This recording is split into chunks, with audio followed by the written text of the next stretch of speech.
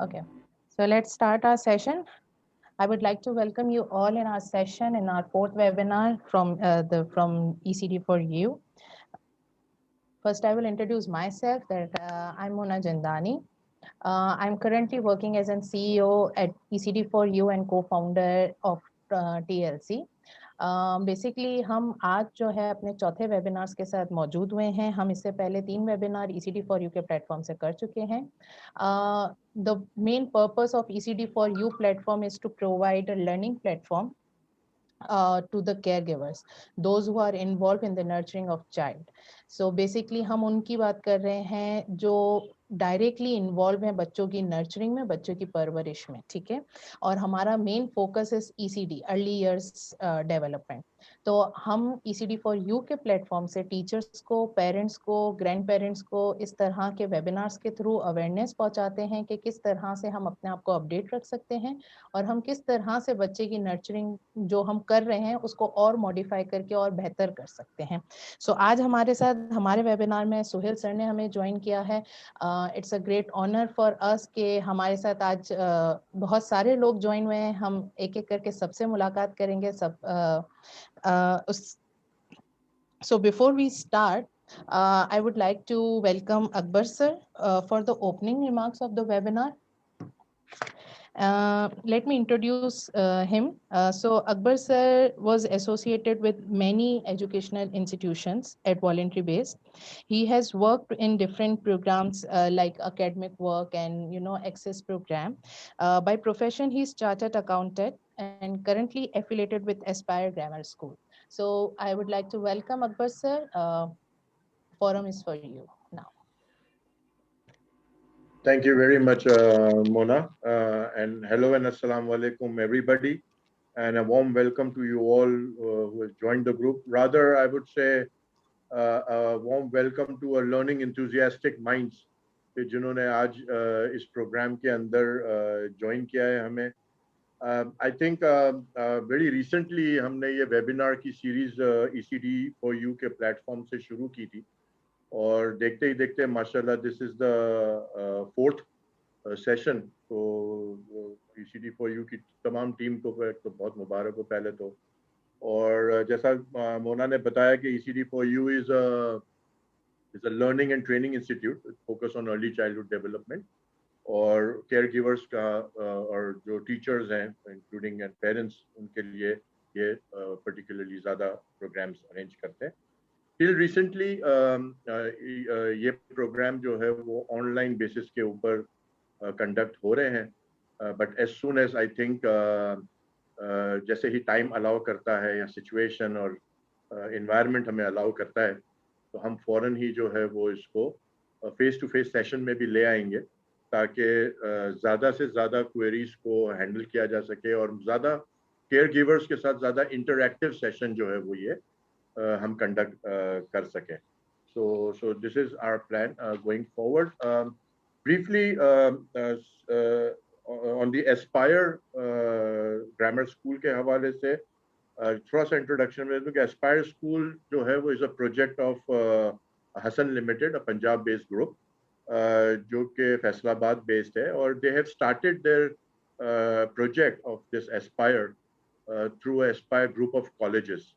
और मोस्टली पंजाब के अंदर ये Aspire group of colleges established है और आज की तारीख में there are 90 plus colleges everywhere और तकरीबन 1 लाख से ज़्यादा स्टूडेंट्स जो है वो इस पंजाब ग्रुप ऑफ कॉलेजेस से एस्पायर ग्रुप ऑफ कॉलेज से जो है वो अफिलिएटेड है और बेनिफिट हासिल कर रहे हैं. Besides after this Aspire group of colleges इन्होंने जो है वो अब एस्पायर ग्रामर स्कूल का प्रोजेक्ट शुरू किया है जो कि पाकिस्तान वाइड है. कराची के अंदर इसके अब तक 4 एस्पायर ग्रामर स्कूल ओपन हो चुके हैं. This Aspire grammar school is a Cambridge based schooling system और इनके अभी तक जो है वो कराची के अंदर इटसेल्फ 4 एस्पायर ग्रामर, एक अभी क्लिफ्टन में ही आज ही इसकी ओपनिंग हो रही है और इंशाल्लाह 5th एस्पायर ग्रामर स्कूल की कराची के अंदर ओपनिंग इसी महीने के अंदर गुलशन इकबाल के एरिया के अंदर इनॉग्रेशन किया जाएगा. एस्पायर ग्रुप के अंदर लास्ट पॉइंट मैं आपको ये बता दूं कि एस्पायर ग्रुप ऑफ कॉलेजेस को 2020 के अंदर best brand of the year का जो है वो अवार्ड भी मिल चुका है. So I think going forward it will be an exciting journey with Aspire Group and those who are affiliated, and Aspire Grammar School I think will bring wonders to the students who are interested into Cambridge system. Coming back to the webinar session, today we are focusing on parents and their challenges with respect to handling the children in early years, and how parenting can be made more effective and practical and impactful with the child. And for this, we have invited Mr. Sohail Mohammad Ali, who is an educationist, master trainer, an excellent motivational speaker. But before that, he's a very good friend.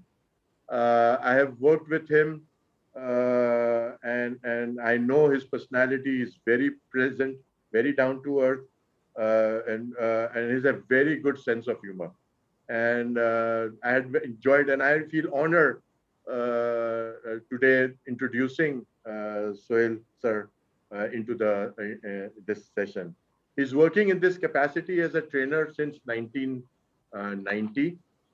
He's a founder and director of Tao in Leadership. He has completed his MPhil degree and also got advanced diploma in participatory communication from USA, diploma in leadership from Coghill and Berry, UK. He has also completed an advanced diploma in school management from AKU, IED. Presently, he is a visiting faculty in Karachi University, Zabist, Muhammad Ali Jinnah University, Greenwich, and this goes on. And I'm sure the parents who are connected here today in this session is going to remember this particular session just because it is being conducted by Sohail Mohammad Ali. So without taking much of your time, I would request Sohail Mohammad Ali to take the lead from here. Sohail sir. Thank you very much Akbar साहब, आपके बहुत ही तारीफ़ी कलमात का. और जब तारीफ़ी कलमात अदा हो जाते हैं तो सिचुएशन जो है स्पीकर के लिए वो बड़ी डिफ़िकल्ट होती है, बहुत मुश्किल होता है, क्योंकि the viewers are very much expect करते हैं कि बहुत कुछ सुनने को और बहुत कुछ समझने को मिलेगा. आज के सेशन में सबसे पहले मैं वेलकम करूंगा अपने व्यूअर्स को जो सुन रहे हैं, जो देख रहे हैं.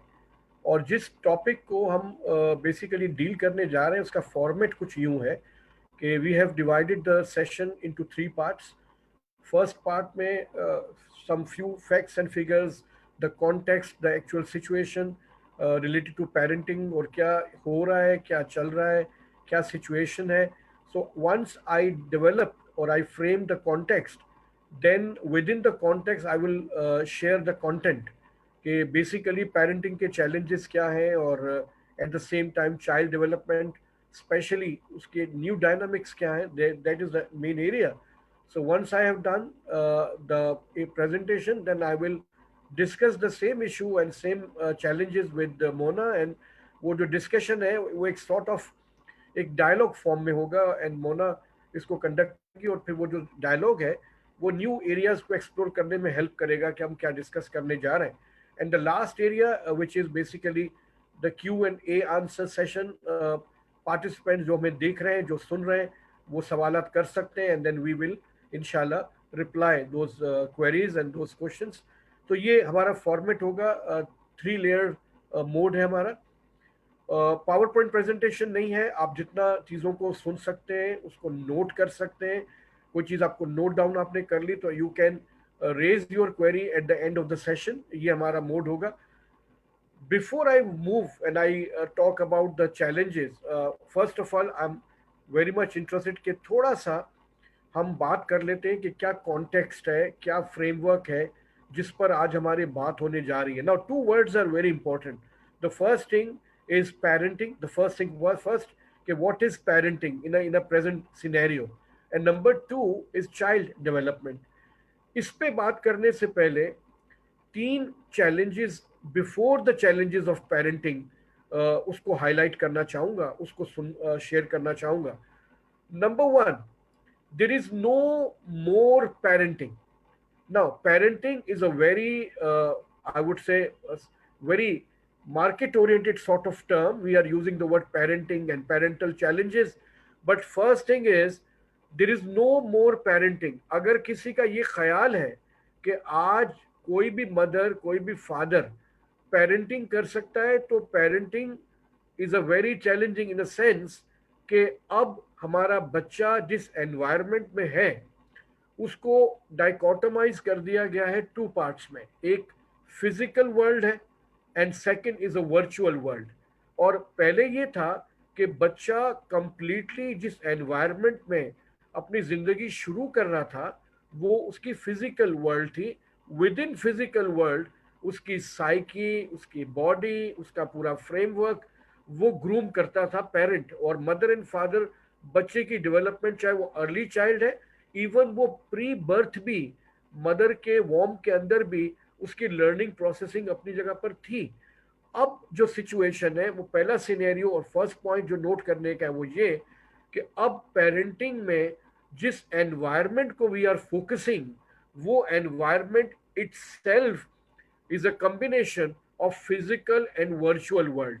इसका मतलब है कि इसको मैं कैसे कनेक्ट करूं। आप कहेंगे कि मेरा बच्चा मेरे घर में पैदा हुआ है, अभी वो ना तो मोबाइल फोन से कनेक्ट है ना सोशल मीडिया से कनेक्ट है, तो वर्चुअलिटी या वर्चुअल वर्ल्ड कहाँ से कनेक्ट हो गई उसके साथ।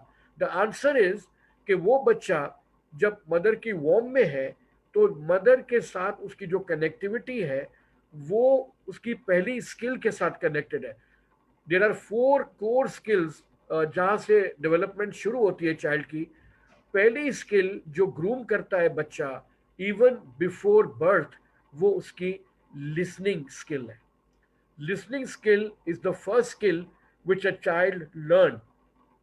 इसका मतलब है कि पेरेंट्स का जो अपना लाइफ स्टाइल है, पेरेंट्स का जो अपना वे ऑफ लिविंग है, पेरेंट्स का जो अपना परसेप्शन, अपना कम्युनिकेशन, अपना इंटरेक्शन जो है, उसका इम्पैक्ट बिफोर बर्थ चाइल्ड के ऊपर पड़ना शुरू हो जाता है। इसका मतलब है कि अगर पेरेंट्स का अपना टाइम वर्चुअल और फिजिकल वर्ल्ड का कॉम्बिनेशन है तो वो बच्चा जो अभी पैदा नहीं हुआ उसका इम्पैक्ट, उन पेरेंट्स की लाइफ का इम्पैक्ट उस बच्चे के साथ शुरू हो जाता है। याद रखिएगा, as a mother, as a father, जो टाइम आप स्पेंड करते हैं, जिस तरह से आप रहते हैं, आपका लाइफस्टाइल, आपका रिलेशनशिप डायनामिक्स, आपका इंटरेक्शन, इसका इम्पैक्ट बिफोर बर्थ बच्चे पे शुरू हो जाता है। इसका एक एविडेंस मैं आपको शेयर करता हूँ।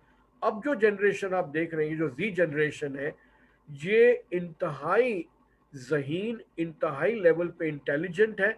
उसका रीज़न ये है कि ये पैदाइश के फ़ौरन बाद जितना एक्टिव रिस्पॉन्स हमें देने लगे हैं, उससे आपको अंदाज़ा होगा कि इनका जो लर्निंग प्रोसेस है, इनका जो लर्निंग वे है, वो कंपैरेटिवली पिछली कई सेंचुरीज के मुकाबले में ज़्यादा तेज़ है, ज़्यादा फास्ट है और ये एक बहुत ही इंटेलिजेंट जनरेशन है।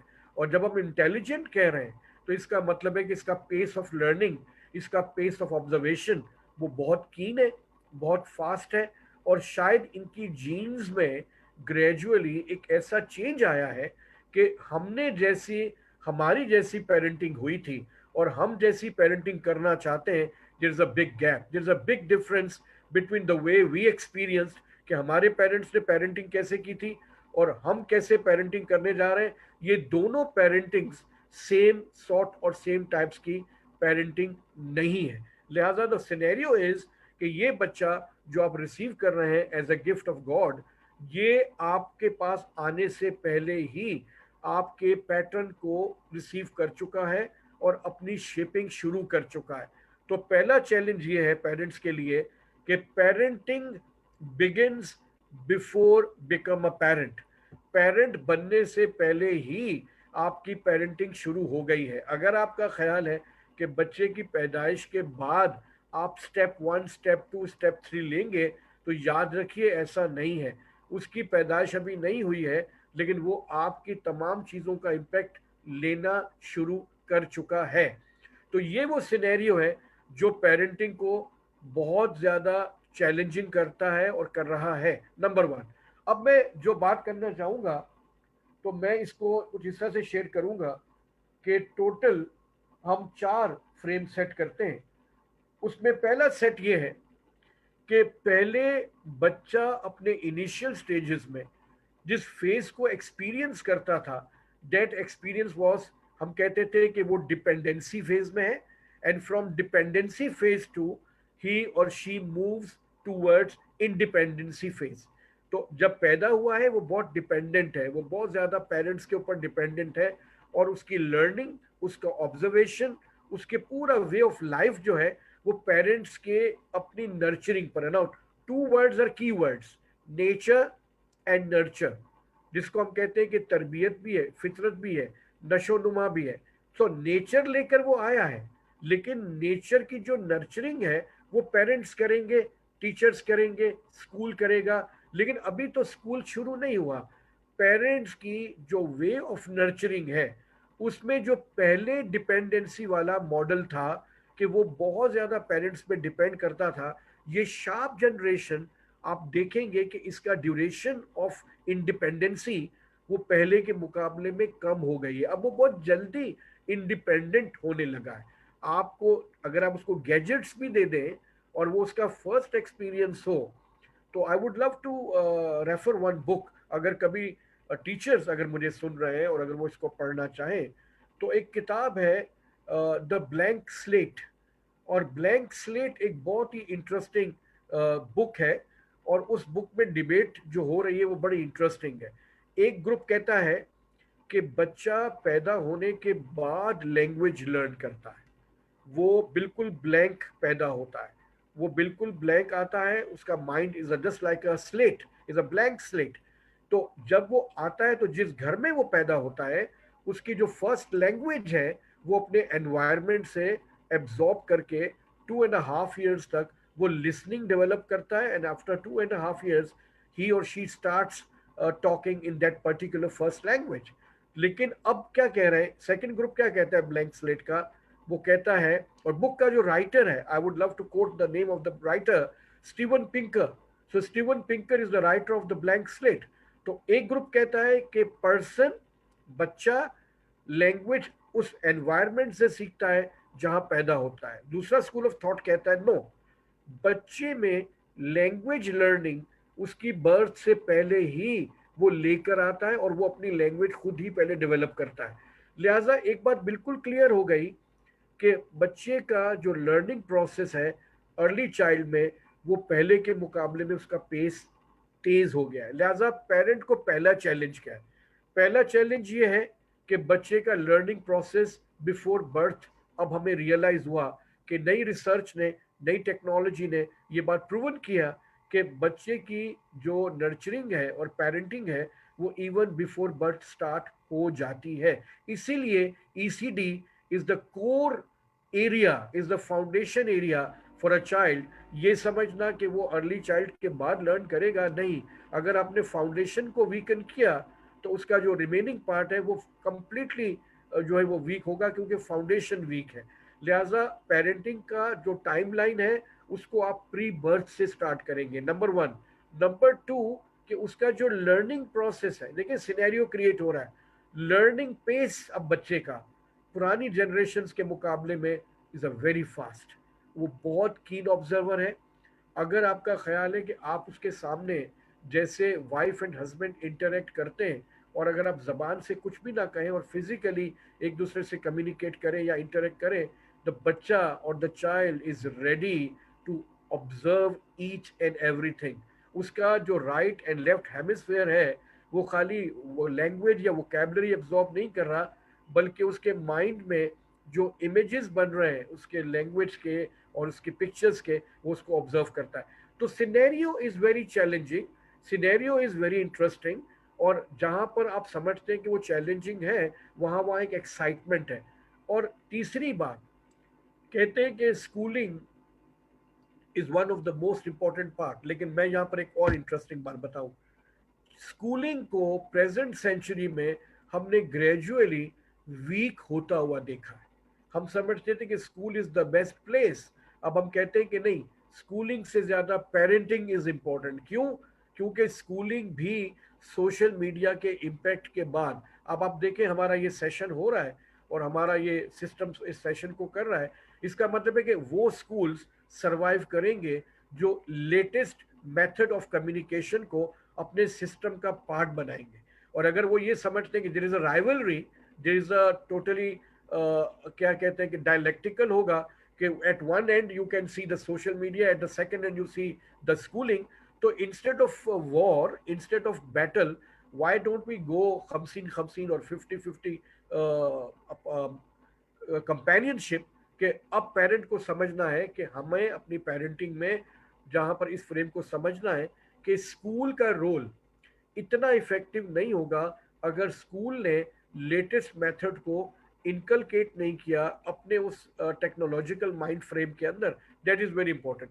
तो ये वो सिनेरियो है कि पेरेंटिंग अब पहले के मुकाबले में ज़्यादा चैलेंजिंग हुई है और ज़्यादा हमारे लिए उसमें एक्साइटमेंट है और हमारे लिए उसमें नई स्ट्रेटजी को ड्रॉ करने की ज़रूरत है। उसके बाद मैंने कहा कि इंडिपेंडेंसी में जल्दी जाएगा, बच्चा जल्दी डिपेंडेंट छोड़ के और इंडिपेंडेंट होने की कोशिश करेगा। यहाँ पर द मोस्ट इंपॉर्टेंट स्किल जो मैंने अभी थोड़ी देर पहले कही थी कि लिसनिंग को अपने घर में, कम्युनिकेशन को अपने घर में अगर आप बेहतर करना चाहते हैं तो बच्चे के लिए स्पेस निकालें, टाइम निकालें कि उसकी बात को सुनने की कोशिश करें। But listening does not mean the words only, listening means उसकी बॉडी जेस्चर, उसके इमोशंस, उसके एक्सप्रेशंस और उसको रिस्पॉन्स देना शुरू करें। जितना ज़्यादा पेरेंटिंग में लिसनिंग का रोल है इतना किसी का नहीं है। ये आगे चलकर मैं कनेक्ट करूंगा कि why listening is the most important in parenting and in language skill. There are 4 components in language skill: listening and speaking and reading and writing. The first thing is कि listening अगर हमने उसको दे दी तो उसके हमने confidence building कर दी, number 1। और सब्लिमिनली, unconsciously हमने उसके साथ अपना एक ताल्लुक, एक रिलेशनशिप क्रिएट कर दिया। तो पेरेंटिंग में सबसे इंपॉर्टेंट है बच्चे को वक्त देकर। और बड़ा अच्छा मुझे वो रेफरेंस याद आता है प्राइमरी स्कूल के बच्चों का कि यूनाइटेड स्टेट्स ऑफ अमेरिका में बच्चों से एक छोटी सी एक्टिविटी करवाई गई और उनको कहा गया कि what is the सिनोनियम of love, LOVE, love. Love का आप सेम वर्ड बताएं जो लव से मिलता जुलता हो। The response was very interesting. तो किड्स ने, जो बच्चों ने जो रिस्पॉन्स दिया, उन्होंने कहा TIME, टाइम। तो टीचर बड़े हैरान हुए कि लव का सिनोनियम कहाँ से टाइम हो गया। तो बच्चों ने एक्सप्लेन किया कि जिसको आपके साथ लव होगा वो सबसे पहले आपको अपना टाइम देगा। जो आपको अपना टाइम नहीं दे सकता और आपको लव क्लेम करता है वो झूठ बोलता है।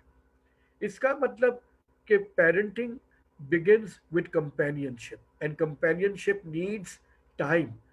रिलेशनशिप के स्ट्रेंथनिंग के लिए पेरेंट्स का जो इम्पोर्टेंट काम है, छोड़ दें मोबाइल फ़ोन को, छोड़ दें सोशल मीडिया को, छोड़ दें फेसबुक को और एक पर्टिकुलर टाइम में turn off social media and turn on life. अगर आपको लाइफ को ऑन करना है तो मीडिया ऑफ करना पड़ेगा। पेरेंटिंग के अंदर ये पहला स्टेप है कि अगर आप वो देख रहे हैं कि वो इंडिपेंडेंट जल्दी होने वाला है, उसकी पेस ऑफ लर्निंग ज़्यादा है, तो हमारे पास एक ही मूव है कि हम उसके साथ इंटरेक्शन रखें ताकि स्ट्रॉन्ग रिलेशनशिप बना सके। नेक्स्ट पॉइंट हमारा ये है कि रिलेशनशिप के अंदर मैं आपको एक बहुत इंटरेस्टिंग बात बताऊं कि रिलेशनशिप में हम एक मॉडल काउंसलिंग में यूज़ करते हैं और वो मॉडल ये है कि एक जुमला हम कहते हैं कि communication is a transaction. Every communication is a transaction. Now transaction, Akbar साहब को ये बात पता होगी, वो जिस फील्ड के पर्सन है उनको पता होगा कि transaction is a financial term. Normally banks में और फाइनेंस में we use the term transaction, but we also use transaction in communication, that is social transaction. जब अभी मोना ने सेशन को स्टार्ट किया तो सलाम किया और सबको जो है वो वेलकम किया। That is the one statement और वन बिगिनिंग। अब हमने अपना रिप्लाई किया। Now when you communicate and somebody responses, तो ये एक ट्रांजैक्शन है। हमारा एक जुमला कहना, हमारा एक बॉडी जेस्चर देना, हमारा एक इमोशनल एक्सप्रेशन देना is one part, and when we receive the response that is called one transaction. जब आप कहते हैं अस्सलाम वालेकुम और जवाब कोई देता है वालेकुम सलाम, that is one transaction. But transaction के अंदर याद रखिएगा वर्ड्स भी इन्वॉल्व है, इमोशंस भी इन्वॉल्व है, और आपका एक मेंटल स्टेट भी इन्वॉल्व है। तो जिसने ये मॉडल बनाया वो कहता है कि पेरेंटिंग में याद रखिएगा there are three types of transactions, there are three types of transactions. अगर आपने छोटे बच्चों को शाउट कर दिया, डांट दिया, किसी चीज से रोक दिया, तो असल में this transaction is called cross transaction. जब आप किसी से डिसएग्री करते हैं in a very straight forward way, in a very blunt way, तो that transaction is called cross transaction. You know cross transaction में क्या होता है, जब आपने डांट दिया या आपने किसी बात को रद्द कर दिया या आपने ये शो किया कि आप उसको सुन नहीं रहे हैं, तो क्रॉस ट्रांजैक्शन में रिलेशनशिप कभी भी स्ट्रांग नहीं बनते। अगर मैं आपको सुन रहा हूँ और आपका मोबाइल फोन ऑन है और आप मैसेजेस देख रहे हैं और मुझे लग रहा है कि आपका टोटल अटेंशन मुझ पर नहीं है, तो that transaction will be cross transaction. क्योंकि फिर मुझे अंदाजा हो गया कि I am not the priority, आपकी प्रायोरिटी वो मैसेज है जो आया हुआ है। बच्चा आपके पास है, बच्चा आपको देख रहा है और आप किसी और से कम्युनिकेट कर रहे हैं, इसका मतलब है कि आप बटे हुए हैं। इस वक्त सूरत हाल ये है हमारी कि हम जो है वो बैठे कहीं और होते हैं, सोच कहीं और रहे होते हैं, बात किसी और से कर रहे होते हैं, हम बड़े बिखरे हुए हैं। Very difficult to consolidate at one point, and when we listen somebody, listening को सुनना, there is a two in English terms listening and hearing, and lot of time we use very interchangeably, but there is a big difference. As a teacher I know that hearing का मतलब है कि you are not attentive, but आवाज तो आ रही है पंखा चलने की या एसी चलने की, तो बट आप कुछ चीज नहीं सुनना चाहते और कान में आ रही है, that is hearing। लेकिन आप किसी को अटेंशन दे के सुन रहे हैं, that is listening। तो there is a need to listen to the kids, not hearing to the kids।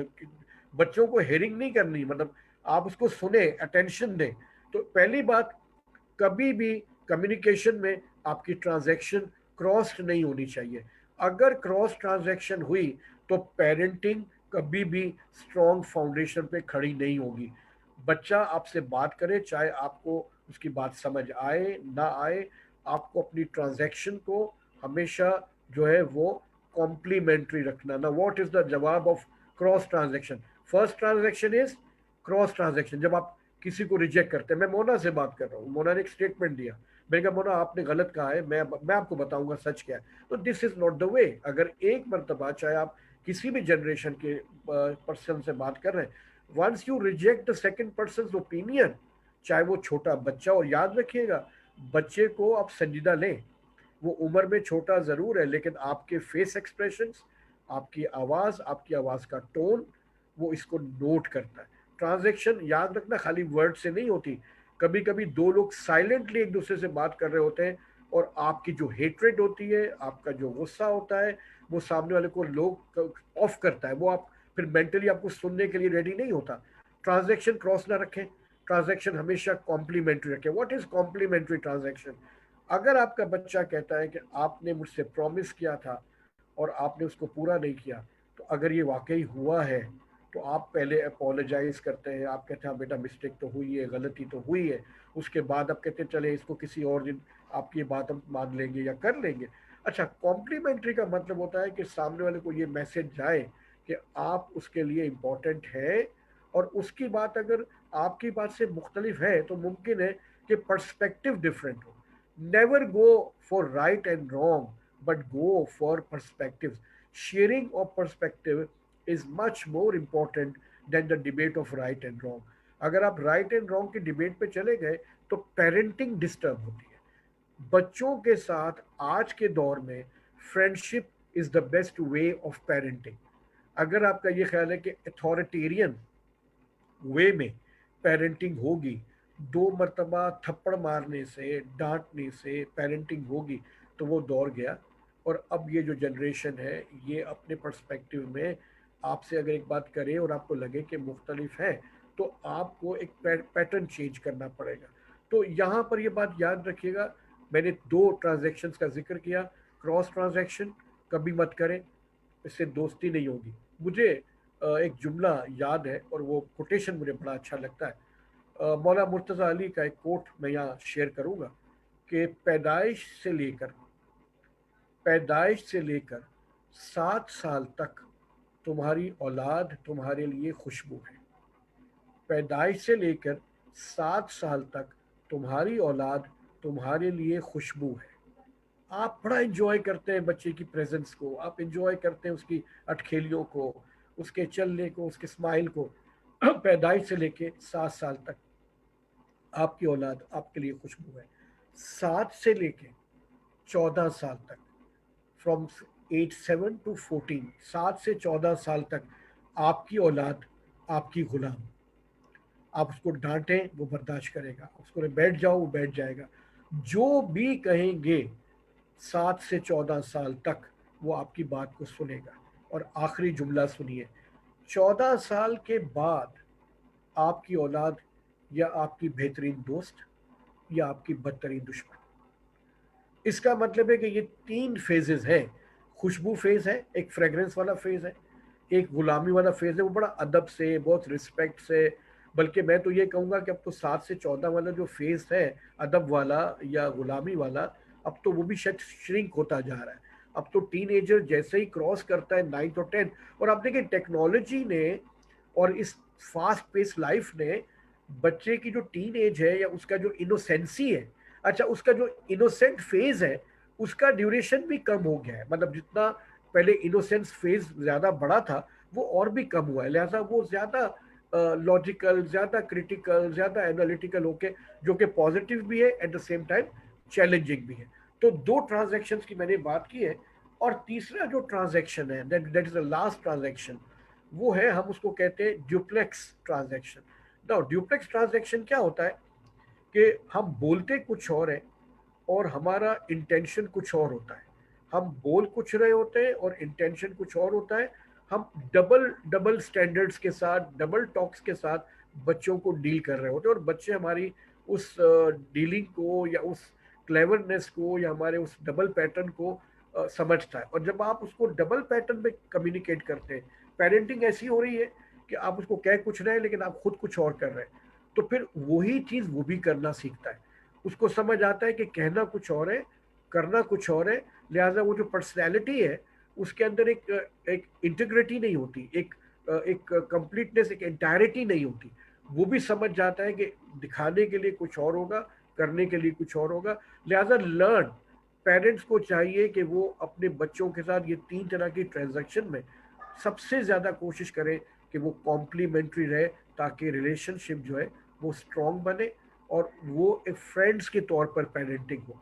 अगर फ्रेंड्स के साथ हुआ आपकी पेरेंटिंग, तो मैं एक और टर्म यहाँ यूज़ करूँ, develop privacy with your kids. अगर पेरेंटिंग में आप अपने बच्चों के साथ प्राइवेसी क्रिएट करने में कामयाब हो गए, तो थ्रू आउट लाइफ वो आपके साथ हर चीज़ शेयर करेंगे। अगर आपने उनको उनकी प्राइवेसी को रिस्पेक्ट दिया और आपने उनके साथ शेयरिंग वाला मोड रखा, तो वो खुद चलकर आपके पास आएंगे और आपसे चीज़ें शेयर करेंगे। एक जुमला बड़ा अच्छा लगता है जब पेरेंटिंग की हम डायनामिक स्टडी करते हैं कि इफ़ समबडी लव्स यू, तो आप, अगर कोई आपसे प्यार करता है उसको आप फ्री करें, उसको आप स्पेस दें कि वो अपनी लाइफ जी सके। The more space you offer, the more friendship you receive. आपको ज़्यादा ट्रस्ट मिलेगा। जितना आप उसको पकड़ने की या कंट्रोल करने की कोशिश करेंगे, उतना ज़्यादा सिचुएशन आपके लिए एज अ पेरेंट चैलेंजिंग होगी। और फिर आखिरी बात कि last but not the least, technology ने चीज़ों में पेरेंटिंग को यूं डिफ़िकल्ट किया है कि प्राइवेसी शिफ्ट हुई है from home to somewhere, some other place. वो कहाँ है प्राइवेसी, वो कहाँ एग्जिस्ट करती है, वो हमें नहीं पता, हम उसको ढूंढ रहे हैं। School, home and friend circle, इन तीनों सर्कल्स में उसकी प्राइवेसी, एक नई प्राइवेसी क्रिएट हुई, दैट इज वर्चुअल प्राइवेसी। और वो एज के साथ नीचे आ रही है। पहले हम कह रहे थे कि वो टीन एज में है, अब वो टीन एज से भी नीचे पेरेंटिंग जो है वो उस मोड पे बच्चे की प्राइवेसी वक्त से पहले ग्रूम कर गई है। तो these are the challenges, but at the same time अगर मैं इसके सोल्यूशन बताऊं, तो इंटरेक्शन से प्राइवेसी होम लेवल पे डेवलप की जा सकती है फ्रेंडशिप के जरिए। और नंबर 3 ये कि बच्चों के साथ घर में काउंसलिंग का कल्चर क्रिएट करें। काउंसलिंग डज नॉट मीन कि you are a professional counsellor, but बच्चों के साथ इस तरह से बैठें कि कलेक्टिवली सेल्फ रिफ्लेक्शन का एक प्रैक्टिस घर में डेवलप हो। मसलन सब लोगों का बैठना, सब लोगों का गैदर होना और एक दूसरे की इंटरेस्ट की बात करना और सुनना और शेयर करना बच्चों को एक कैथारसिस ऑफर करता है। Instead of judging them, share with them and listen to them. अगर आपने उनको ये शो किया कि यू आर जजिंग देम, तो जजमेंटल सिचुएशन कभी भी अच्छी पेरेंटिंग नहीं होने देती है। बच्चों को जब सुने तो सुनने के अंदर उसको कभी जजमेंटल कमेंट मत दें, उसको हमेशा रिस्पॉन्स करें इन द सेंस कि आप उसके दोस्त हैं और आपको उन्हें सुनना अच्छा लगता है। जब आप ये शो करेंगे कि आपको इंटरेस्ट है और आप सवाल करते हैं उसकी गुफ्तगू में, तो उसको लगेगा कि वो रिकग्नाइज हो रहा है। एक मरतबा सेल्फ रिस्पेक्ट बच्चे को डेवलप हो गई, वो भी आपकी तरफ से, तो पेरेंटिंग बड़ी स्मूथ होके आगे बढ़ेगी। तो ये चंद चीज़ें हैं, ये is a very vast topic, but मैंने जो चीज़ें यहाँ पर फ्रेम की हैं उसको टाइम की लिमिटेशन में, क्योंकि इसमें अगर हम एक एक थीम को उठा के चलेंगे तो हम इस पर बहुत ज़्यादा तफसील से बात कर सकते हैं। And knowledge is redoubling on these areas. आप इस पे एक एक थीम पे एक एक सेशन कर सकते हैं और आप इस पे और इन डेप्थ जा सकते हैं, और हम इस पे ये देख सकते हैं कि जो करंट इश्यूज हैं पेरेंट्स को, वो इन एरियाज के थ्रू जो है वो कैसे डेवलप हो सकता है। तो दीज आर सम एरियाज जो मैंने बहुत ही नक्शल में शेयर किए। मोना, ओवर टू यू, ताकि आपकी क्वेरीज मुझ तक आए, ताकि हम इसको फर्दर जो है वो ब्रॉडन कर सकें। Okay, thank you so much sir for this information. I think आपने बहुत सारी चीज़ें कवर कर ली हैं। मैं आपके साथ 1-to-1 डायलॉग में कुछ जनरल चीज़ें पूछूंगी जो कि जब हम पेरेंट्स के साथ बैठे होते हैं और पेरेंट्स की क्वायरीज आ रही होती हैं, तो हम उसको लेंगे पहले, और उसके बाद फिर हम वही अपने थर्ड पार्ट की तरफ जाएंगे जिसमें हम जो फेसबुक पे हमारे पास कुछ क्वायरीज आई हैं लाइव चैट बॉक्स में, हम उसको क्वायरीज को रिप्लाई करेंगे। सर, सबसे पहले जो पेरेंट्स की एक्सपेक्टेशंस होती हैं उस पर एक बहुत बड़ा सवाल है कि पेरेंट्स की एक्सपेक्टेशन बहुत हाई हो जाती है बच्चों के साथ, कि वो बोलते हैं कि मैं ऐसा चाह रहा हूँ, मेरा बच्चा ऐसा नहीं कर रहा है। तो उस पे आपकी क्या थोड़ी सी गाइडलाइंस होंगी पेरेंट्स के लिए, क्योंकि वो जब भी आते हैं वो इस शिकायत के साथ, शिकायत तो नहीं कह सकते, इस क्वेरी के साथ आते हैं कि हमने ये कहा लेकिन हमारा बच्चा ये नहीं कर रहा, वो कर रहा है। Very interesting. अभी देखिए यहाँ पर मुझे वो डॉक्टर बासित याद आ गए लम्स के, और मैं इसके जवाब में चलते चलते एक बड़ी इंटरेस्टिंग डॉक्टर बासित की बात करूँ। उन्होंने अपने कोर्स के पहले दिन, जो पहली क्लास होती है ना जब सेमेस्टर स्टार्ट होता है, तो पहले दिन जब पहली क्लास हुई तो वो बड़े छोटे छोटे असाइनमेंट देते हैं स्टूडेंट्स को। तो उन्होंने पहला असाइनमेंट दिया कि मैं आपको 2 पेजर असाइनमेंट दे रहा हूँ, इसके मैं 10 मार्क्स दूंगा और वो सवाल आप नोट कर लें और मुझे कल 2 पेजेस चाहिए। सवाल ये है कि आपने मेरा कोर्स क्यों चूज़ किया, तो आपने मेरा कोर्स क्यों चूज़ किया, इस पर आपको 2 पेजेस लिखने हैं, इस पर मैं आपको मार्क दूंगा 10 मार्क्स। बच्चों ने कहा ये तो बड़ा इंटरेस्टिंग है, 2 पेजर कि आपने ये कोर्स क्यों लिया। फिर उन्होंने कहा अगला सवाल, इसके भी 10 मार्क्स है, और अगला सवाल ये है कि मैंने पहला सवाल आपसे ये क्यों किया। ठीक है, अगला सवाल क्या है कि मैंने पहला सवाल आपसे ये क्यों किया, इस पर भी 2 पेज लिख के लाए। तो ये आपके इस सवाल पर मेरा जवाब है कि ये जो पेरेंट्स का ख्याल है ना कि वो ये नहीं करता, वो ये नहीं करता, वो ये नहीं करता, मेरा सवाल उल्टा ये है कि पेरेंट्स ऐसा सोचते क्यों। इसमें इस सवाल का जवाब देने से पहले इस बात पर सवाल करना चाहिए कि ये जो सवाल है ना कि ऐसा नहीं करता, ऐसा नहीं करता, ये एक माइंडसेट को शो करता है, और पेरेंट्स का एक माइंडसेट है। They take kids as an object, कि उसको वो अपने वे में लेके चलेंगे, उसको अपने वे में। असल में वो एक लिविंग बीइंग है जिसमें ब्लड और बॉडी तो आपका है, लेकिन सोल उसका अपना है, माइंड उसका अपना है। आप उसको किसी हद तक तो ग्रूम करेंगे, और करना चाहिए और करना पड़ता है, लेकिन एक ख़ास टाइम के बाद वो ग्रूमिंग आपको शो करेगी कि that person is unique in this universe, वो बड़ा मुख्तलिफ है, और वो अपना माइंड लेकर आया है, और वो अपने इंटरेस्ट लेकर आया है, वो अपने डूज एंड डोंट्स लेकर आया है। हाँ, कुछ देर तक तो आप शायद उसको ग्रूम कर लें, लेकिन ये बात जहन में रखें कि ये वो सीड है जिसमें पूरा एम्ब्रियो है। आपको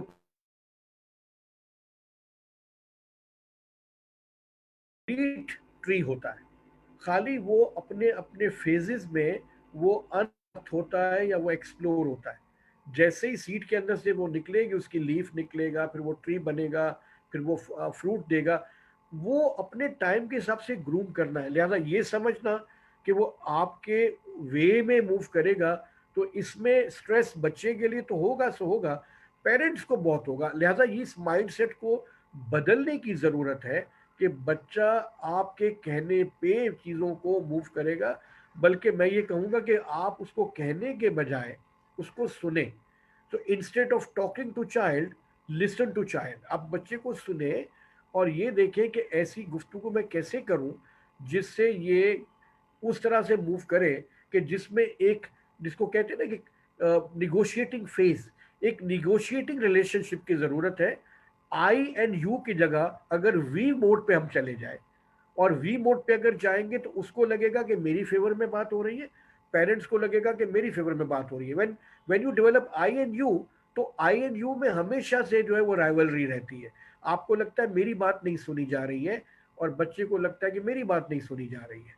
तो इसको किसी एक पॉइंट पे एक कलेक्टिव मोड पे लाने की जरूरत है। ओके सर, नेक्स्ट जो क्वेरी हमारे पास बहुत ज़्यादा आती है वो ये आती है कि हम अपनी जो नर्चरिंग स्टाइल है उसको मॉडिफाई करने से हम बहुत ज़्यादा रिस्ट्रिक्ट हो जाते हैं या बहुत ज़्यादा रिजिड हो जाते हैं। जैसे अगर हम किसी पेरेंट को कोई भी स्ट्रेटेजी सजेस्ट करते हैं तो व्हाट दे से कि हमारे साथ तो ऐसा नहीं हुआ था या हमारे पेरेंट्स ने तो ऐसा नहीं किया था। So they start comparing the past, their nurturing and now recent their child. So what you suggest on this? Very interesting. ये तो वही वाली बात हो गई कि अब आप मुझे बताएं कि अगर पहले लोग घोड़ों में सफ़र करते थे, तो आज आपने कभी ये सवाल किया है कि यार हम क्यों गाड़ी में बैठ रहे हैं जबकि हमारे बुजुर्ग जो है वो घोड़ों पर सफ़र करके गए, उससे पहले पैदल चलते होंगे, उससे पहले वो ये। अच्छा, जहाँ पर आपको सहूलत मिलती है तो वहाँ पर तो आपको टेक्नोलॉजी बहुत अच्छी लगती है, लेकिन जहाँ पर कंट्रोल की बात आती है तो वहाँ पर आपको माजी बहुत अच्छा लगता है। तो फैसिलिटी मिले तो टेक्नोलॉजी अच्छी, और अगर कंट्रोल चाहिए तो माजी का आपको रेफरेंस चाहिए। ये तो एक बड़े डबल और मल्टीपल स्टैंडर्ड्स की आई वुड से पैराडॉक्सिटीज है, और हम लोग बड़े पैराडॉक्सिकल मोड पर है। हम बोलते कुछ है, इस तरह से देखते हैं। ये कहना कि हमारे साथ तो ऐसा नहीं हुआ ना, याद रखें कि हर बच्चा एक पर्टिकुलर सिचुएशन में ग्रो कर रहा है, और वो पर्टिकुलर सिचुएशन के बड़े फैक्टर्स हैं। आपके दौर में वो टेक्नोलॉजी नहीं थी। मुझे अब भी याद है कि हम लोग जो है जिस टाइम पे थे, उस टाइम पे या उस स्कूलिंग के अंदर हमें मार भी पड़ी है।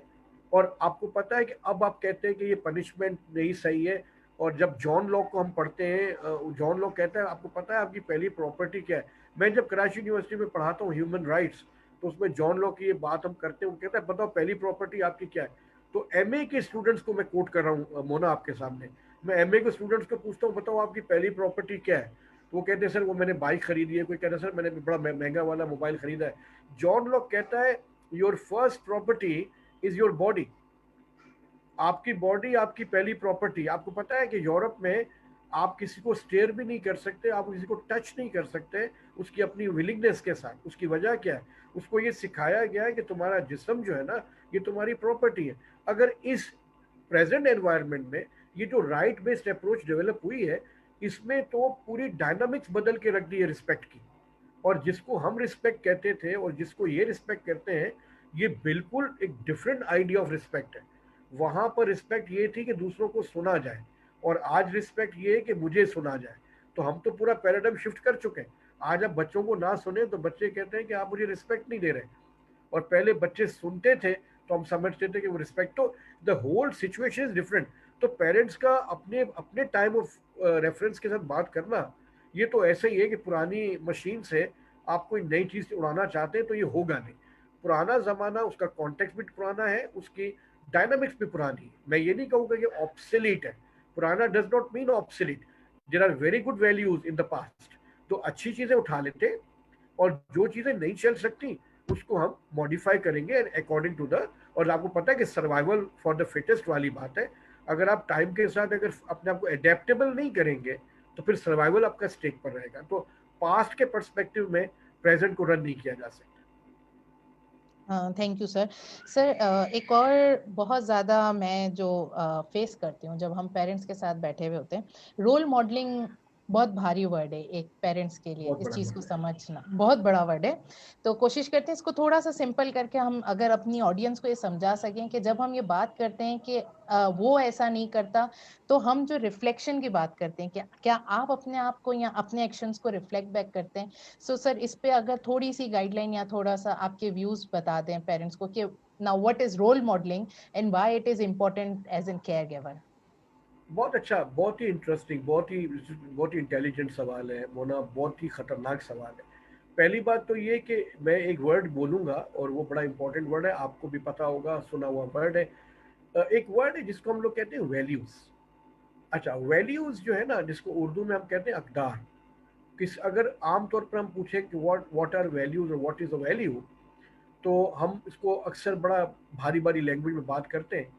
लेकिन मैं इसको कोशिश करता हूँ कि इसका एक अंदाज है इसको डिफाइन करने का, कि values are those principles which are not compromisable. ऐसे ऐसे जिंदगी के उसूल कि जिस पे आप कभी भी समझौता नहीं करते।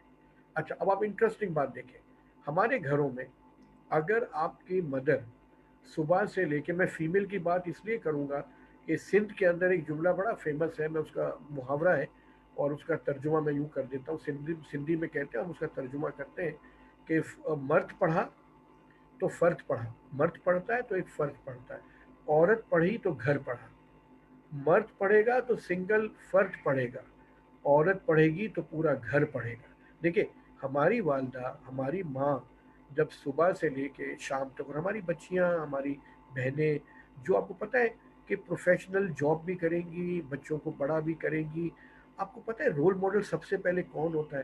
पहला रोल मॉडल मदर होती है। ठीक है, रोल मॉडल कोई हीरो नहीं होता जो सात समंदर पार होता है। एक तो मुसीबत है कि मीडिया ने वोकैबलरी और वोकैबलरी के साथ जो लोग जोड़े हैं, उनका पहले हम कहते थे हीरो, अब किसी बच्चे को बोलो कायदे आज़म हमारे हीरो है, तो पूछते कौन सी फिल्म में आए थे। ठीक है ना? तो वो फिल्मों में आने वालों को, हीरो को हमने ऐसा जोड़ा है कि अगर हम फिल्म से निकल के हीरो कहते हैं तो सामने वाला कहता है मैंने तो इसकी कोई फिल्म नहीं देखी। तो अगर आप कहेंगे अलामा इकबाल हमारे हीरो हैं और इकबाल हमारे, जिन्ना हमारे हीरो हैं, तो वो कहेंगे कि पापा इसकी तो कोई और फिल्म हमने कभी रिलीज होते नहीं देखी, ना किसी नगमे में देखा। तो role model does not mean कि कोई दूर की बात कर रहे हैं। रोल मॉडल वो है कि जिसको बच्चा अपनी जिंदगी में सबसे पहले देखता है। अच्छा, मॉडल क्यों है? मॉडल इसलिए है कि उसकी जो वैल्यूज है ना, उस मदर की और उसके फादर की जो वैल्यूज है, वो बतानी नहीं पड़ती हैं। वो जो कर रहे होते हैं ना उसके सामने, वो उनको अडॉप्ट भी करता है या उसको एब्जॉर्ब भी करता है। और फिर उसको जो चीज़ लगती है, उसको जब ये रियलाइज होता है कि ये सब कुछ मेरे लिए किया जा रहा है और ये मेरे लिए एफर्ट लगाए जा रहे हैं, तो जो पहला रोल मॉडल है ना पेरेंटिंग में, वो वर्ड्स के थ्रू नहीं आते। रोल मॉडलिंग पेरेंट्स के एक्शन से कम्युनिकेट होती है। तो माना कि रोल मॉडल बहुत बड़ा जार्गन है, बट याद रखें कि आपको ऐसी पढ़ी लिखी मदर, इवन जो पढ़ी लिखी मदर्स नहीं है, even they are role models. मुझे याद है कि मोहम्मद यूनुस, ग्रामीण बैंक वाले, बांग्लादेश का जो ग्रामीण बैंक के जो फाउंडर हैं, उनका जब इंटरव्यू लिया गया था तो उनसे पूछा कि आपके लिए रोल मॉडल कौन था, क्योंकि role model is the source of inspiration. आप किससे इंस्पायर होते हैं? अब तो प्रॉब्लम है कि सोशल मीडिया ने हमारे रोल मॉडल जो है वो घर से दूर कर दिए। पहले घर से बाहर नहीं होते थे रोल मॉडल, घर के अंदर थे। तो जब उनका इंटरव्यू लिया मोहम्मद यूनुस का, उनको पूछा कि आपका रोल मॉडल, बोला मेरी अनपढ़ माँ, मेरी वो मदर जिसने कभी स्कूल का जो है वो रुख नहीं किया, तीसरी जमात तक गई होगी, उसने मुझे जो आइडियाज दिए, मैं चलते चलते मोना एक इंटरेस्टिंग एग्जाम्पल दूँ। अशफाक अहमद का नाम आपने सुना है, मेरे उस्ताद हैं अशफाक अहमद, राइटर है उर्दू अदब के, उनके साथ मेरी संगत रही है। अशफाक साहब कहते हैं कि जब मैं, शादी मेरी नहीं हुई थी, तो मैं रात को कुछ अर्सा काफ़ी लेट आने लगा। तो कभी रात को 1 बजे, रात को 12-1 बजे मैं घर पहुंचूं तो मेरी वालदा ने मुझे डांटा और बोला तू क्यों इतना लेट आता है, कहाँ जाता है, तू क्या करता है? तो बोला मैं आजकल राइटर्स के पास बैठता हूँ और उनकी बातें सुनता हूँ, बड़ी अच्छी बातें करते हैं और मैं भी राइटर बनूंगा।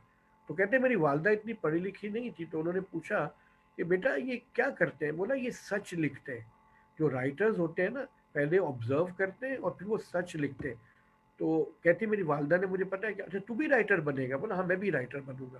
तो बोला एक बात याद रखना, सच लिखना, लेकिन अपने बारे में, दूसरों के बारे में नहीं। अपने बारे में सच लिखना। अगर दूसरों के बारे में सच लिखना तो बहुत आसान है, लेकिन अपने बारे में सच लिखना बहुत मुश्किल है। देखो कैसे रोल मॉडल शेप करता है पर्सनैलिटी को। तो role model does not mean कि हम किसी बहुत बड़े आप रोल मॉडल हो अपने बच्चों के लिए, आप रोल मॉडल हो अपने घर में, ठीक है। मदर से अच्छा रोल मॉडल दुनिया में कहीं नहीं है, ठीक है, क्योंकि वो पहला इंस्टीट्यूशन है, उसी को देखकर डायरेक्शन सेट होती है, उसी को देखकर कंपास जो है वो एक प्रॉपर सेटअप लेता है चीज़ों को। तो रोल मॉडल को बड़ा ना करें, रोल मॉडल को छोटा करें, अपने नज़दीक करें, और याद रखें रोल मॉडल आपके बड़े करीब है, वही अच्छा है। वो रोल मॉडल अच्छा जो एक्सेसिबल हो, वो रोल मॉडल अच्छा नहीं है जिसका रोल अलग हो और मॉडल अलग हो। तो मॉडलिंग भी नज़र आ रही है, रोल भी नज़र आ रहा है, लेकिन वो रोल मॉडल नहीं है। तो आंसर इज कि रोल मॉडल को रेलेवेंट करें, एक्सेसिबल करें, और अपने क्लोज देखें, तो आपको ज़्यादा प्रैक्टिकल सॉल्यूशंस नजर आएंगे। Thank you so much sir, इतना अच्छे से रोल मॉडलिंग को एक्सप्लेन करने के लिए। बहुत सारी लर्निंग मेरी भी हुई यहाँ पर। अब हम चलते हैं फेसबुक की कुछ क्वेरीज पे। उससे पहले मैं कुछ लर्निंग अपनी शेयर करूंगी। सर ने बहुत अच्छी बात की थी कि प्राइवेसी बच्चों के साथ डेवलप करना बहुत ज़रूरी है, जिसमें हम बहुत सारी दफ़ा, आई थिंक सर आप एग्री करेंगे, कि पेरेंट्स कंपैरिजन बहुत करते हैं in front of the child, बिल्कुल। कि आप, मेरा बच्चा तो ये नहीं करता, आपका बच्चा ये करता है, बच्चे सामने बैठे हुए होते हैं। तो बहुत सारी दफा हम अनइंटेंशनली उन्हीं के बारे में बात कर रहे होते हैं और किसी और से कंपेयर कर रहे होते हैं, जो कि आई थिंक बहुत ज्यादा डीमोटिवेट करते हैं हमारे बच्चों को। तो ये मैं एक रिक्वेस्ट करूंगी तमाम केयर गिवर से कि जब आप अपने बच्चे के बारे में बात करें तो at least don't compare your child with that. So child, every child is unique. उसके बाद दूसरा बहुत अच्छी लर्निंग जो मेरी अपने जब काम करने के दौरान मेरी जो लर्निंग हुई है, कि बच्चे के लिए बहुत जो इम्पोर्टेंट फैक्टर है उसकी नर्चरिंग में, वो है right response at the right time. हमारा ये कभी मैच ही नहीं होता है पेरेंट्स का। हम केयर गिवर्स जितने भी हम काम कर रहे होते हैं बच्चों के साथ, हम राइट रिस्पॉन्स कर रहे होते हैं, लेकिन समटाइम्स वो टाइम नहीं होता है जो हम रिस्पॉन्स कर रहे होते हैं। So right response at the right time is very important for the caregivers, कि जब बच्चे को उस रिस्पॉन्स की जरूरत है वही दें, और वो रिस्पॉन्स हम अपने कंफर्ट जोन के हिसाब से चेंज ना करें। हम बहुत सारी दफा ऐसा करते हैं कि हमने मंडे को कोई जवाब दिया होगा, फ्राइडे को अगर सेम बात हो गई तो हम जवाब कुछ और दे रहे होते हैं। अकॉर्डिंग टू द सिचुएशन हम अपने आप को मोल्ड कर लेते हैं। मोना, तो यहाँ ये पर बड़ी इंटरेस्टिंग बात है। आपने कहा जी कि सर। मंडे को कुछ और जवाब देते हैं, फ्राइडे को कुछ और दिया होता है। असल में झूठ बोलने वाले की मेमोरी बड़ी शार्प होनी चाहिए, ठीक है? उसको पता हो कि बिल्कुल मुझे किसे क्या बोलना है। लेकिन सच बिल्कुल, बोलने वाले को टेंशन नहीं है, क्योंकि उसको सबको एक ही बात कहनी है। एक तो ही ये, बात के। अगर आपको ऐसी पेरेंटिंग करनी है जिसमें झूठ बोलना पड़ रहा है, तो पहले अपनी मेमोरी ठीक कर ले, ताकि मेमोरी, पेरेंटिंग में ये बिल्कुल। क्लेवरनेस जो है वो सस्टेन हो सके। Very nice. ठीक है सर। नाउ सर हम मूव होते हैं फेसबुक क्वेरीज पे। मेमून, आई रिक्वेस्ट के जो फेसबुक पे क्वेरीज आई हैं वो आप वन बाय वन सर से पूछना शुरू करें, सो हम उनको रिस्पॉन्ड कर सकें। ओके, अस्सलाम वालेकुम सर। वालेकुम सलाम। कैसी हैं आप, खैरियत से हैं? जी, अल्हम्दुलिल्लाह अल्हम्दुलिल्लाह। बहुत ज़ौक़ और शौक के साथ मैंने सुना है। अपनी भी कुछ बातें जो मैंने सीखी हैं आज वो आपसे शेयर करूंगी। पहले मैं कुछ फेसबुक की क्वेश्चंस आपसे पूछती हूँ। सर, हमारे पास फेसबुक पे कोई पूछ रहा है how to develop privacy with boys, यानी कि even if I have a son, so how I will maintain privacy और डेवलप। बहुत अच्छा सवाल, और बिल्कुल ठीक है। देखिए, ये बात याद रखें कि ये जो सवाल है, इसको हम प्लेस किस एज में करें, ये भी एक सवाल है। एक एक टाइम वो ओके। होता है कि जब बच्चा अपने आपको पता है ना कि एक हम टर्म यूज करते हैं सेक्स की, और एक टर्म हम यूज करते हैं जेंडर की। जो सेक्स है या जिन्स है, वो हमारी बायोलॉजिकल आइडेंटिटी है, और जो जेंडर है वो हमारी सोशल कंस्ट्रक्ट है। अच्छा, आपका सवाल बड़ा, जिसने भी सवाल किया है, बड़ा ही मुनासिब और बहुत ही मेच्योर सवाल है।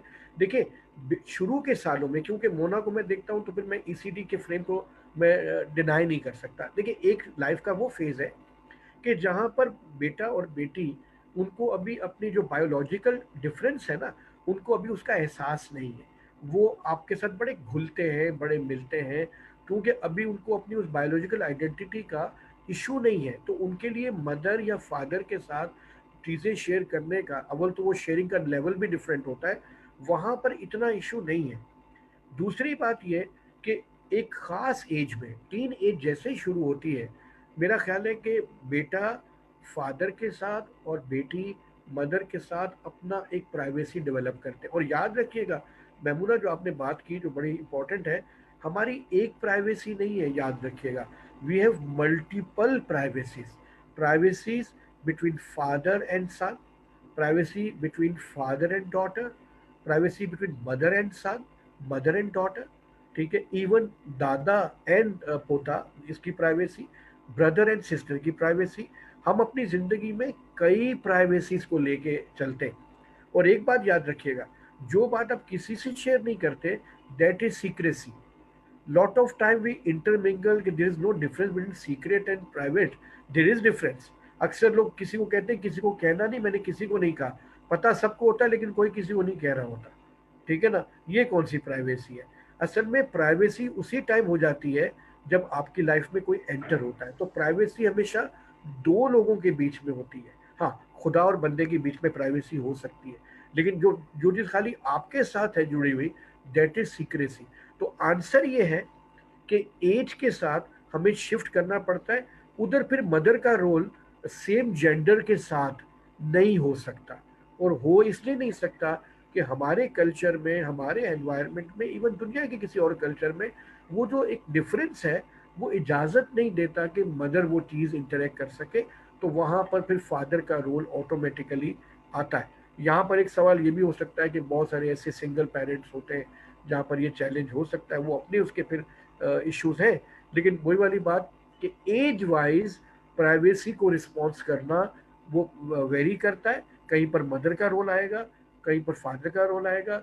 जहाँ पर वो बात करेगा इमोशंस की तो वहाँ पर मदर सपोर्ट करेगी, जहाँ पर कॉन्फिडेंस बिल्डिंग की बात होगी तो वहाँ पर फादर का रोल आएगा। तो ये एक शिफ्टिंग सॉर्ट ऑफ प्राइवेसी है कि जहाँ पर अलग अलग रोल पेरेंट्स अपना प्ले करेंगे।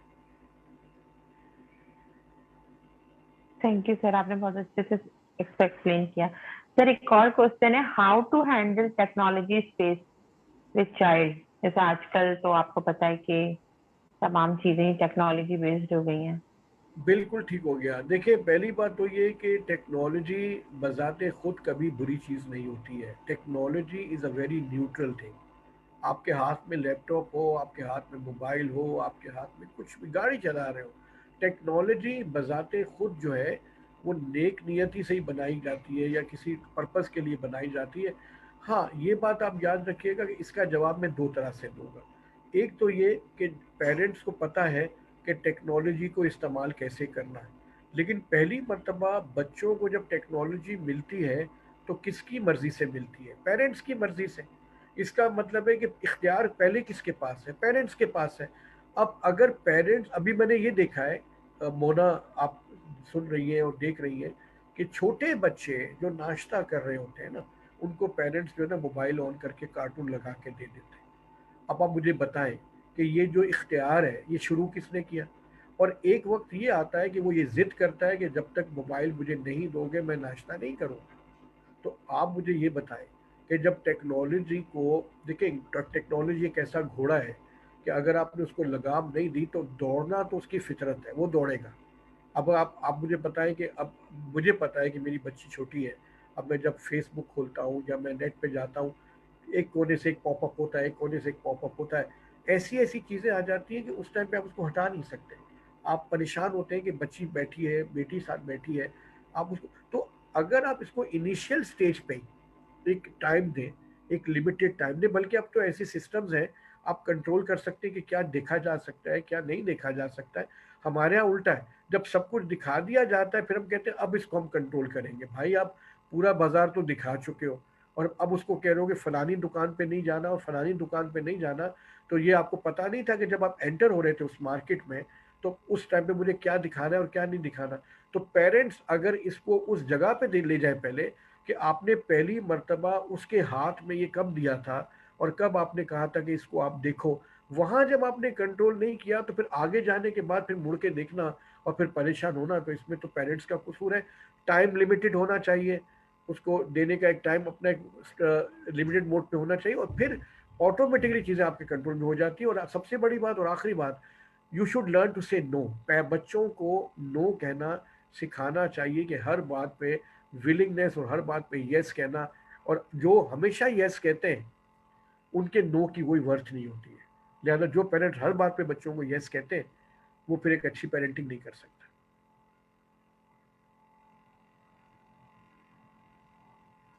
जी सर, थैंक यू सर। मैंने जो आज आपसे सीखा वो लिसनिंग और हियरिंग, मतलब डिफरेंशिएट जो उसका है वो बहुत दिनों से ये चीजें सीख रही हूँ, आज थोड़ी सी और एक्सप्लेन हो गई। और एक वी मोड वाली बात जो है ना, मुझे आपकी लगी तो बहुत सारी, लेकिन वक्त कम है। इंशाअल्लाह ताला किसी और नशिस्त में इसको लेके चलेंगे। लेकिन वी मोड जो आपने एक्सप्लेन किया वो भी मुझे बहुत अच्छा लगा। बहुत नवाज, बहुत शुक्रिया। Okay. So thank you, Now I would Maimuna. like to. Now, Maimuna, Okay. your voice is not clear. Your video Yes. is off now. Okay. Video.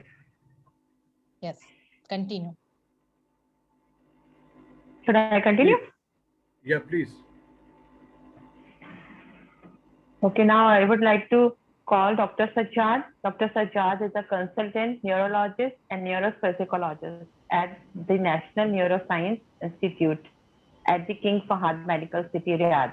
He completed his neurology training at the Aga Khan University Hospital and then further specialized in the field of neuropsychology at the West Midlands Deanery training program in the UK and worked as a consultant at the King Elizabeth Hospital, Birmingham until 2015.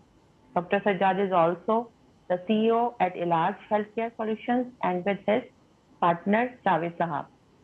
They have launched a comprehensive telemedicine service Ilaj in Karachi. Dr. Sajjad is a network associate with Aspire Primary School, Clifton Campus. Assalamu alaikum, Dr. Sajjad.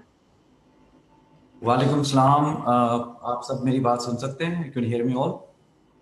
Yes, sir. Yes, sir. Assalamu alaikum. Walaikum salam. First of all, thank you for giving me this opportunity. Javed साहब ने request किया कि I should be doing some closing remarks.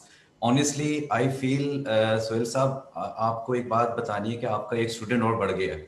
Honestly, I am your student. बहुत बहुत Nawaz. I've learned so much, and I have the best thing of this. I think in closing remarks is the best would be what a student has learned from this, and to sort of recap. That's the best I can sort of put together in the next few minutes. And the best thing I liked about this was that there was no PowerPoint. This was such interactive. आपको हम सुन रहे हैं, आपकी हम body language देख रहे हैं, आपके हम गेस्चर्स देख रहे हैं। इट्स जस्ट बैक टू जो हमारा स्कूल वाला टाइम था, बिल्कुल उस तरह से, जिसपे कोई पावर पॉइंट नहीं होता था, डायरेक्ट लर्निंग होती थी टीचर से। तो and I was taking notes, I have got 2 pages full of honestly. Great. And this has always been very intriguing. I am a parent myself, and आपकी हर बात जो आप कर रहे थे वो प्रैक्टिकली मैं अपने ऊपर अप्लाई करके देख रहा था, और ऑनेस्टली बहुत लंबी लिस्ट बनी है। I have got a lot work to do, but I do sort of, it's very interesting. और I think what I will do is that, मैंने जो इसमें हाईलाइट की 2-4 चीजें, एक तो चीज आपने कही ना कि we love our children all the time, and ये एक नेचुरल हमारे साथ है। लेकिन practical application is that phrase that you said, love is equal to time. वो जो स्टडी आपने कोट करी, I think that says it all. और ऑनेस्टली हम प्यार करते हैं, मोहब्बत करते हैं बच्चों से, लेकिन अगर हम उनको वो टाइम नहीं दे पा रहे हैं, तो आई think that is the crux. अगर पहली चीज मैं आपसे जो लर्न करने जा रहा हूँ आज, वो ये है। द सेकंड थिंग जो आपने कम्युनिकेशन बताया, बहुत सी दफा हमें क्या होता है कि जल्दी होती है, ऑफिस में जाना है, कुछ काम है, मीटिंग आ रही है, नहीं बस तुम ये करो। हम एक ऑर्डर आता है, वो किसी कभी डांट की सूरत में आता है, किसी और सूरत में आता है, और फिर हम वही वाली बात है कि we sort of related to how we were parented, and I think that is where we get it wrong. And I totally agree with you कि हमको जो आपने मिसाल दी थी ना, वो पहले जमाने में घोड़ों पे चलते थे, अब क्यों नहीं चलते। तो we need to detach ourselves from that, we need to be in the real world। और हमने अपने लिए टेक्नोलॉजी की सारी चीज़ें जो हैं अपने फ़ायदे के लिए, वो बहुत अच्छी हैं, लेकिन जब हम उसमें बिजी हो जाते हैं और हम उस तरह से एक्सपेक्ट करते हैं कि जो बच्चे वो हमारे वाले दौर में जब ये चीज़ें नहीं थी उस लिहाज से हमारे साथ इंटरेक्ट करें, तो obviously that's not possible, that falls apart. So I think that was really important thing for me. And the 3 types of transaction that you describe, जिसके अंदर जो कॉम्प्लीमेंट्री है, जिसमें फ्रेंडशिप है, जिसमें थोड़ा गिव एंड टेक है, और बच्चे के साथ बैठ के, और वो मैंने खुद देखा, जब मुझे टाइम नहीं मिल सका, मैं वो नहीं कर सका, I didn't get what I wanted. लेकिन जब मैंने टाइम निकाल लिया और वो मैं इम्प्लीमेंट कर सका practically, honestly I saw that you know I went into that privacy bit के, जहाँ बैठ के एक इंटरेक्शन 1-to-1 की। I have a 8-year-old and a 3-year-old, and exactly वो जो आपने 3 phases डिस्क्राइब किए थे कि 1 से 7 साल तक तो इट्स फ्रेग्रेंस, लेकिन challenges शुरू हो जाते हैं 7 साल के बाद, honestly, and I am practically going through this right now, so I can relate to it so well. And आप you can't just say, you have to give an explanation, you have to listen to them. And I think listening and hearing, जैसे madam Munna ने भी mention किया, it's very important to know that difference, I think. So I think we become judgmental, and and a lot of times we assume that children don't realize this. हम जो उनको कहते हैं सही है, गलत है, सही, I think it's not that way anymore. And it's very true that we have to detach ourselves from how we were parented and come to this. And I think as far as ECD is concerned, it goes without saying, हर चीज में इतनी research है, हर चीज में, I mean, I was just looking this up, and this is such a vast research. हमने research जो है medicine में यूज की है, हमने रिसर्च जो है आर्टिफिशियल इंटेलिजेंस में यूज की है, हम कहाँ से कहाँ पहुंच गए। लेकिन पेरेंटिंग हम आते हैं तो हम वही चाहते हैं कि वही वाला पुराना वाला स्टाइल जो है ना, डंडे के जोर पे, डांट के जोर पे चला। It's not gonna work, it's not gonna work honestly. I mean, I was just reading this up and I came to a reference where even like, parents that had intervention with research oriented, outcomes, they were looking at those children whose parents had some sort of parenting guidance. They develop less, in their adulthood, chronic diseases, even like diabetes, obesity, cardiovascular, diseases. And this is like proven. हम इतनी सारी चीजें being a doctor हम associate करते हैं, लेकिन हम ये चीज भूल जाते हैं जो कि बिल्कुल अर्ली ईयर्स से, जैसे आपने कहा, even it starts in the womb, that sort of parenting. So I think there's a lot to be learned. I am a student in this. I'm on a learning curve. But I think the last thing I would say is our actions speak. Because हम कुछ भी कह लें, मैं यहाँ पे आके कुछ भी कह लूँ, अगर मैं जाके वापस जो करूँगा अपने बच्चों के साथ, I think that will speak for itself. So I think actions are very important. And I think this has been a very intense learning, curve for me in the last hour or so. And I do follow sometimes Dr. Shefali. I don't know if you're aware of her Facebook page and her conscious parenting. And एक चीज उनकी जो है मुझे बड़ी click करी थी, वो मैंने अपने फैमिली में भी काफी लोगों से शेयर किया, कि आप जो है कॉन्शियस पेरेंटिंग जो है, वो हम अपनी कमियां कुछ होती हैं हमारे अंदर, जो हम कोशिश कर रहे होते हैं कि अपने बच्चों के अंदर निकलवा लें। And that is very, it came to me very harshly actually. I really was like, ये मैं, मतलब what is she saying? And I had few discussion with my cousins, इसके ऊपर के ये थोड़ा सा हमें रुक के ये सोचना पड़ता है, like think about, are you just parenting or are you consciously parenting? I think that is where I will leave it for you. But thank you for giving me this opportunity to attend this. And I think I'm not going to miss any of your future webinars. And Suhail Saab, I'm your student. Next time I come to Karachi, I'm coming to you to see you, inshallah. Thank you so much. Thank you so much, Dr. Saab, for your kind words. और आपके दोस्तों के circle में मेरा भी नाम आप लिख लीजिएगा, और जब भी आप कराची आए तो हमें ये शर्फ दीजिएगा कि आपसे मुलाकात करें और आपसे सीख सकें, इंशाल्लाह। Thank you so much, thank you very much. Now, sir, thank you to all of you. First, I would like to say thank you to Mona Jindani from ECD for you. She is, mashallah, doing very well, or sometimes arrange these type of pupils around us, और हमें भी कुछ सीखने का मौका मिल जाता है। And Akbar Ladek साहब, Dr. Sajjad, Suhail Mohammad Ali साहब, Mona Jindani, really I am very thankful to you. I think कि मोना जो है वो फीडबैक देंगी कि फेसबुक से क्या फीडबैक मिला, लेकिन मैंने आपकी लाइव ऑडियंस में आज मैं थी तो मुझे बहुत कुछ सीखने का टाइम मिला, कि एज बीइंग अ पेरेंट भी, एंड एज बीइंग एजुकेशनिस्ट भी, दोनों के लिए मैं कहती हूँ कि आज मैंने बहुत कुछ चीजें सीखी. So, and I would like to thank again the Smart School Gulshan Campus to Toddler Learning Center. It is collaboration with the Smart School Gulshan Campus too. And last but not least, Javed साहब, मैं उनको miss भी कर रही हूँ और मैं उनका भी थैंक यू करूंगी बहुत ज्यादा. आप सबका बहुत बहुत शुक्रिया. Can I just add one last thing? Actually, right now, Yes, as sir, please. Akbar Lada Saab, yes, just Akbar Lada Saab mentioned initially, the AGS Clifton campus की orientation open day आज था. I could not be there because I was supposed to be in Karachi right now, but because of this, we had in Saudi Arabia, restrictions imposed on us last for the 10 days, so I couldn't come over. But I think I see that, the AGS, network is spreading out. And I would really, want ECT for you to be there as well, and the Toddler Learning Center to be there as well. So just take this as this is, you're going to be having a branch in Clifton, in the Clifton AGS. Thank you so much. Inshallah, inshallah, inshallah, sir. Inshallah. Thank you so much, everyone, for joining us. Thank you, Sohail sir. Thank you, Dr. Sajjad. Thank you, Maimuna, for joining us. And I hope कि इस session से जितनी भी audience ने हमें देखा है उनको बेनिफिट हुआ होगा और उन्हें कुछ न्यू लर्निंग हुई होगी. So inshallah, we will again, plan some new webinars on new topics and recent topics जो कि ज़रूरत है हमारे आज के माशरे के लिए और पेरेंट्स के लिए जो उन्हें हेल्प कर सके. So thank you so much. Inshallah, we will see you soon. Allah Hafiz and take care. Bye.